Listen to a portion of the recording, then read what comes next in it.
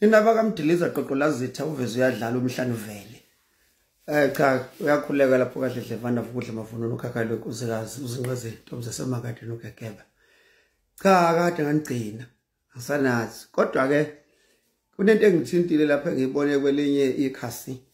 Ngase ngithi nami noma ngisazi kodwa ke ngiphosa umfogolweni ngiphosa utiki lapha esiqabethweni ngoba ukwanda kwezokuxhumana kanjena kuhle futhi kubi ngoba kunezinye izinto ezigcina abantu bedla kanti sebedla ubuthi obululalayo bese kulibulala isikompilo lethu njengabantu bohlanga noZulu jikelele. Lento engiyibonile bekhuluma ngokuhlawulwa uma umuntu emithisile ukuthi kuhlawulwane azilungisi.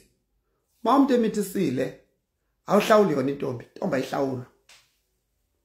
Hlawula umuzo umntomzana ongcolisile ngoba uma umithisa intombazana ingaganile usukuthiwa abafowabo noyise mayisekhona ukuthi yibo abaphinge nalengane.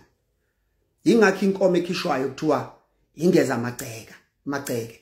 Ingakho mase kwenziwa lo msebenzi kuphuma umswane nenyongo kuchelwa igceke kukhulunywe kuthethwe kuthiwa kugezwa lo monakalo owenzakele.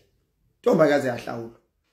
Uma kuukuthi ufica intombi isimukuthi thulithe du inkomo kanini saphelele yona iwayimi ngizokhipha inkomo yenquthu ngoba leyo nkomo masilotshola intombi ngeke uyinina sayithola angihlawuli ngalokho ngilungisa icala lokuthi uyise unina ngeke asadla kodwa uma nje kumithi umuntu uma kuukuthi ubesevele ehlatshwe inzala kungeyona intombi mina ngizowugeza umuzi ngoba inhlamba ebheke emzini ayikazishintsha ukuthi ngithuke abanewabo noyise. Ngakho ke umuzi uyagezwa. Ngisho ngamitha kangaki uma usangcolisa umuzi womuntu umuntu engasinile engaganile egcekeni la kwabo lelo gceke lisangcolile sigeza igceke. Kusukela namhlanje ke ngaphinde ngize umuntu ekhuluma indaba ukuthi kuhlawula intombi ayihlawula intombi. Ma ukhipha inkomo yenquthu ulungisa udaba lwakho nonini oyizalayo ngoba ngeke asadla ndawo ngaye kuba usuhibilize konke ungakhiphanga lutho.